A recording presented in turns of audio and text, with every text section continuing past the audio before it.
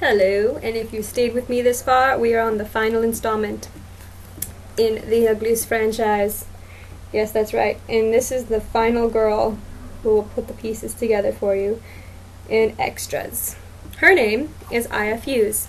And now it's been a few years after the mine rain, and everybody has woken up. The world is now awake to what happened in the pretty time, and people have been busy finding religion, faith, art, history, culture, everything they've lost when they were pretties. And people have had options to either stay pretty, go back to being normal, but never extras. There's no extra surgeries anymore because they're too dangerous. And as people. So now, the world is slightly different. Since nobody is pretty, nobody's ugly, nobody's special, everybody has to find a way to cooperate with each other. And in this one, the society is not run on freedom. Nothing is free anymore, because before, you'd get everything when you were pretty just because you were pretty. Now, the world is completely different. Everything runs on merits. And, for example, merits are basically, they're things you earn in your reputation. In an Aya city, there are two kinds of reputation. You can collect merits given out by the committee to teachers, doctors, and non-famous contributors to society, or you can worry about your face rank, which everyone has a part in making. Every time someone talks about you, copies the way you dress, hums a song you wrote, or watches your feed, the city interface makes you a little bit more famous. Pure crowd logic.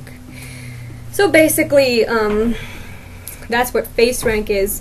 You basically get it by, you get merits by, say, you do what the teacher asks you in class. Like, oh, don't drink your stuff in class, or don't listen to music, don't do this, don't do that, or do this for me, do that for me. And through merits, you can buy cameras, clothing, food, basically everything you need, the necessities of life. And of course, now you can live with your parents, or you can live by yourself, or whichever you prefer. So, you're wondering what Aya is doing right now. Well, Aya is trying to become famous. And in order to do that, you have to do something crazy, outrageous, never done before. Ever. By anybody in the city, which is completely original.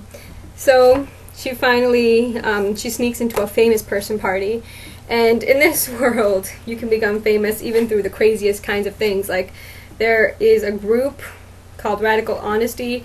A guy named Frizz, Aya's love interest, starts it, and he basically, Radical Honesty is, he puts in a chip in his head. He can't lie. Neither can anybody in Radical Honesty. When you ask them something, no matter how personal, like, oh, how do I look today?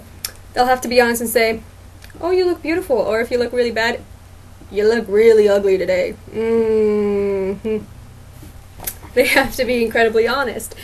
It may not gain him huge popularity. And there's also, would you believe it, Tally Youngblood cults.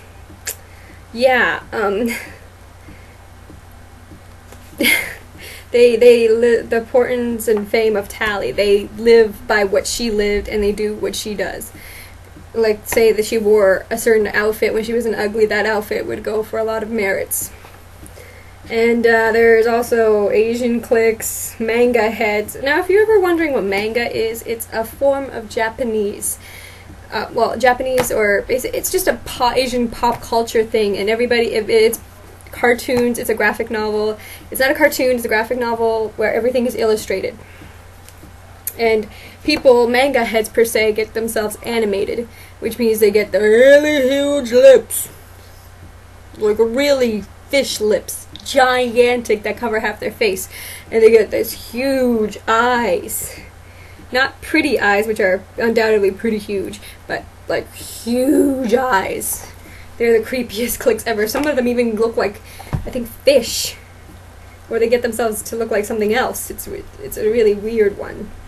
And then, Aya is planning to get famous through a clique she meets one night when she sneaks into a famous party. And she's not welcome. She wasn't invited. She meets the Sly Girls, because she follows a well-known girl to a secret clique, and she tries to get her little camera Moggle to film it. And she ends up joining the Sly Girls in an attempt to get famous, because nobody believes the Sly Girls are real. They're kind of like Tallies. They're like, no, basically they're like Tally, because nobody believes they're real, but some people know they're out there. Kind of like Tally. Nobody believes she's still alive, but she's still out there. By the way, here's what manga heads look like. That is exactly what they look like. That's the clique. And basically what happens is Aya is a random, and randoms are normal people, but she's also kind of not known at all. Her face rank is pretty minuscule, and her brother Hiro is like a really popular face rank, and so is his friend. But Frizz is the number one. Well, second to number one because of his radical honesty. And then eventually what happens is Aya, with the Sly Girls, one night discovers a secret installation where these strange men are doing something to the earth. And Tally promises she'll come back if people start mining for oil or coal or whatever to cause nature upset. Basically hurricanes, twisters, etc. You know what's going on in our society, right? Our world. We get hurricanes and stuff like that. I think it's personally because we mine for too many things and we depend too much on nature. And it'll eventually bite us in the butt. Just like in this book, what they say will happen to us if we keep it up. So basically, Aya records it along with the Sly Girls' faces. And the Sly Girls are famous for not wanting to be famous. They don't want their faces known. So what happens is when she uploads it, she gets into huge trouble with the Sly Girls. They want to get her. Like literally, they want to get her back for what she did. Because now everybody knows who they are. They know they're real. But the reason Aya uploaded this was because the world needs to know what's going on. Somebody is threatening nature. And her little upload gets her a lot of attention. She becomes just as famous, if not, is she more famous than anybody, actually. But, she gets in trouble with her boyfriend Frizz because he didn't know that she lied. And since he's, radical honesty, he's all for no lies. No lies! So him and her get into a fight, but she tells him the reason she had to upload it is because the world has to know that these people are mining for something in the earth and they're going to cause trouble. And what happens is she gets a special ping on her interface ring from, would you believe it? Tally Youngblood herself, saying, "Don't move, I'm coming for you." That means she's gonna come into the city. She's gonna sneak into the city. And how's she gonna get Aya? Because there's cameras trained on this girl 24/7 now. She's the most famous person in the world for what she found in her recording. And what happens is Tally asks Aya to take her to... Basically, first she tells Aya that what she did was stupid because Tally was already fully aware of what these people were doing, and she was planning to blow up their installation, but now they know that she's after them, and now they know that the world knows about them. And then Aya is apologizing and kind of just can't believe the surreal moment that she's meeting the Tally Youngblood, and she wishes that she hadn't dropped Moggle in the river to prove to the Sly Girls that she wouldn't betray them again because they were pretty pissed at her after the recording. And basically Tally tells her that she's gonna help them with these extras, and they go to the installation. They plan to blow it up. A big battle ensues, and then one of the extras tells Tally that there's nothing going on here. Tally is a little bit confused because she's been watching them with David and Shay. Yes, Shay decides to stay with Tally and David. Even after everything that happened, they've forgiven each other. They're all friends again. And what happens is the extra says, we're the first extraterrestrial people. That's right, aliens. And they mean no harm. They have been planning for space colonization since the beginning of expansion, slowly altering themselves to live in a zero-G environment. They are also dedicated to moving much of the metal in the rusty ruins into space, both to use as building materials and to slow down the expansion of the cities. Their major surgical alterations include replacing their legs with an extra set of arms, moving their eyes for wider peripheral vision, and removing the pigment from their skin for improved vitamin D production with minimal sunlight. Their headquarters is in the ruin of the ancient rusty city of Singapore, but most extras now live in space in a group of orbital habitats that they call the new expansion. They are trying to actually preserve the forest, unlike the government who means to tear it down, because after the world woke up, everybody woke up to needing something, always needing something to fill this void. You know, like when you buy a new shirt and you're like, oh my god, I need another shirt, or I need more food, or I need more makeup, I need more clothing, I need more this, I need more that, I need more this, I need more that. And basically, we went back to the way the pre-Rusties, which is the future going back a step. And these guys are actually trying to stop the expansion of the cities and prevent war. And Moggle, by this time, finds Aya because cameras are trained to their owners. You know, they will find them even after what happens. And especially since Aya's brother's friends repaired Moggle for her. And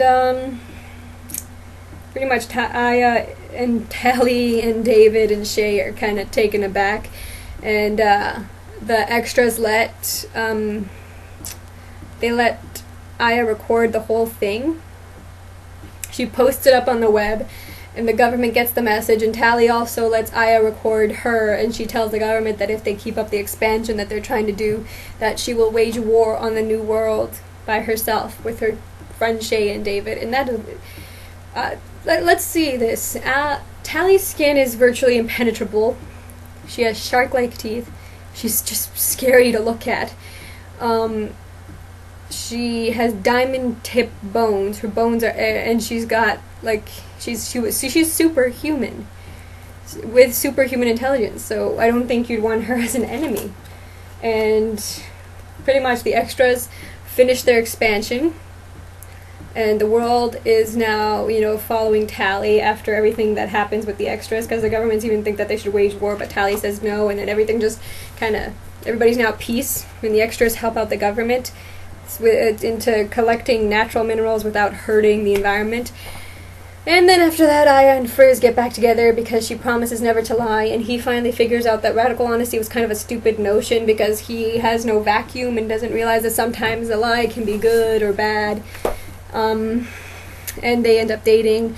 Aya and David, and Shay, I think, disappear into the forest. Tally waves goodbye to Aya, and Aya says goodbye to Tally, and she just goes back into her party because now there's a big world party being thrown for Aya, and everybody's so proud of her parents and her brother and everybody.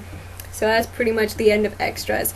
It's now peaceful terrain after everything that's happened from each book. And that's the end of that. So in Extras, the world is finally at peace. That's it. Alright, thank you for following me on this road from uglies to extras. And I hope you've enjoyed this. And I hope you stay tuned for my next vlogs. Bye!